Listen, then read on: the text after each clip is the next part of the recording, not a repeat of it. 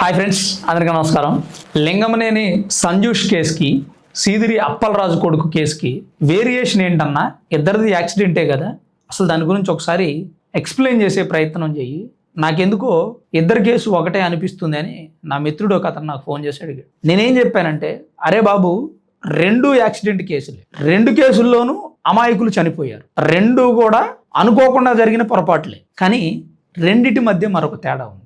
అదేంటో నేను చెబుతా విను అని నా ఫ్రెండ్తో మాట్లాడి చెప్పాను. సీదిరి అప్పలరాజు కొడుకు బుల్లెట్ మీద వెళుతూ ఒక గొర్రెల కాపరికి తగిలించాడు. ఇది ఒక పాయింట్. అలాగే జనసేన పార్టీ రాజ్యసభ సభ్యుడు లింగమనేని రమేష్ గారి అబ్బాయి సంజూష్ లింగమనేని, ఆయన కారులో వెళుతూ హైదరాబాద్లోని ఇనార్బిట్ మాల్ లైఫ్ స్టైల్లో పనిచేస్తున్నటువంటి భారతీముఖి అనే యువతికి కారు తగిలించాడు. ఆమె అక్కడే చనిపోయింది. రెండు చోట్ల మరణం సంభవించింది. రెండు చోట్ల ర్యాష్ డ్రైవింగ్, సేమే కామన్.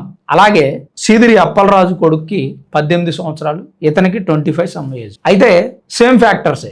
మరి డిఫరెంట్ ఏముందన్న ఇక్కడ? ఇందులో ఇద్దరు చనిపోయారు, ఇద్దరి మీద కేసులు అవ్వాలి, ఇద్దరు వీడియో వైరల్ అవ్వాలి, ఇద్దరిని ఏకిపారేయాలి. కానీ ఎందుకు లింగమనేని సంజూష్ గురించి ఎవడో వీడియో చేయట్లేదు, ఎందుకని పట్టించుకోవట్లేదని చాలా మంది అడిగారు. ఈ విషయం గురించి నేను ఒక విషయం ఈ కేసు గురించి నా అభిప్రాయం చెప్పాలను. అదేంటంటే, ఇక్కడ సీదిరి అప్పలరాజు గారి అబ్బాయి బైక్ యాక్సిడెంట్ చేయగానే ఆ గొర్రెల కాపర్ని హాస్పిటల్లో జాయిన్ చేయకుండా వాళ్ళ నాన్నకి ఫోన్ చేసి అక్కడి నుంచి తప్పించుకో. ఇక్కడ సంజూష్ ఆ భారతీముఖి అనే అమ్మాయికి తగలగానే కారు ఆపి వెంటనే ఆమెని అపోలో హాస్పిటల్కి తరలించాడు. ఇతని పర్యవేక్షణలోనే జరిగింది. అలానే ఇక్కడ యాక్సిడెంట్ జరగగానే సీదిరి అప్పలరాజు గారు తన కొడుకు స్థానంలో సిద్ధార్థ్ అనే వ్యక్తిని పెట్టి, నా కొడుకు కాదు యాక్సిడెంట్ చేసింది సిద్ధార్థ్ అని కేసును తారుమారు చేయడానికి ప్రయత్నం. ఇక్కడ సంజూష్ కానీ లింగమనేని రమేష్ గారు కానీ వేరే కుర్రాన్ని పెట్టి సంజూష్ని తప్పించాలనే ప్రయత్నం చేయలేదు. అలాగే ఇక్కడ సీదిరి అప్పలరాజు బాధిత కుటుంబాన్ని పరామర్శించారు. ఇక్కడ సంజూషే దగ్గరుండి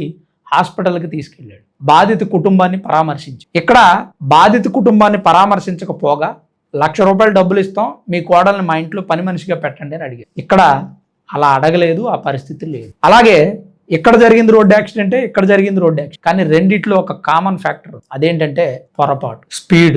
పొరపాటుని వెనక్కి తీసుకోగలమా అంటే తీసుకోలేము, కానీ బాధితులను ఓదార్చగలం, అది చేయలేదు. యాక్సిడెంట్లు అన్నాక, రోడ్డు యాక్సిడెంట్లు అన్నాక ఎవరి జీవితంలో అయినా జరుగుతూనే ఉంటుంది. ప్రతి ఫీల్డ్లో, ఏ ఫీల్డ్ అయినా సరే, మనం పనిచేస్తున్నటువంటి ఫీల్డ్లో మనం జాగ్రత్తగా ఉంటే సరిపోతుంది. కానీ డ్రైవింగ్ ఫీల్డ్లో మనం జాగ్రత్తగా ఉన్నా సరిపోదు. ఎదుటివాడు ఎలా వస్తాడో మనకు తెలియదు, ఎలా అయినా రావచ్చు, వాడు వచ్చి మనకు తగలొచ్చు. అంటే గ్యారంటీ లేనటువంటి ఫీల్డ్ డ్రైవింగ్ ఫీల్డ్. నిజంగా డ్రైవర్ సోదరులకి 2 చేతులు ఎత్తి నమస్కరించవచ్చు.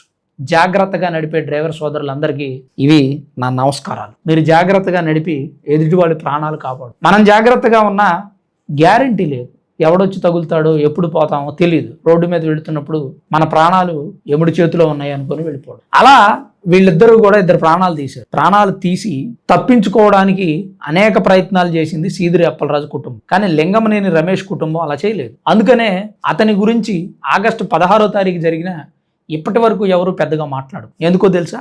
సంజూషే వెళ్ళి పోలీసులకు లొంగిపోయాడు. నేను ఇలా యాక్సిడెంట్ చేశానండి, ఓ అమ్మాయి చనిపోయింది అని చెప్పి పోలీసులు ఎదుట లొంగిపోయాడు. మరి తండ్రి రాజ్యసభ సభ్యుడను, గౌరవం పోతుందను, నేను తప్పు చేశానని రియలైజ్ అయ్యాడు.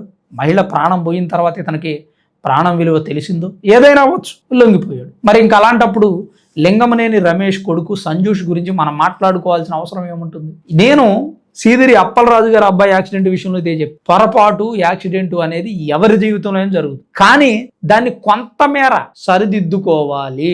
కొంతమేర అని ఎందుకు అంటున్నానంటే, పూర్తిగా మనం సరిదిద్దలేము. పూర్తిగా సరిదిద్దాలంటే చనిపోయిన మనిషిని బ్రతికించాలి, అది మన వల్ల కాదు. కొంతమేర అంటే వారి కుటుంబాన్ని పరామర్శించడం, బాధితులకు అండగా నిలవడం, వారికి ఓదార్పునివ్వడం, ఆర్థిక సాయాన్ని అందించడం, చేసిన తప్పును తెలుసుకొని క్షమాపణ కోరడం, అలాంటివేవి కూడా సీదిరి అప్పలరాజు విషయంలో జరగలేదు.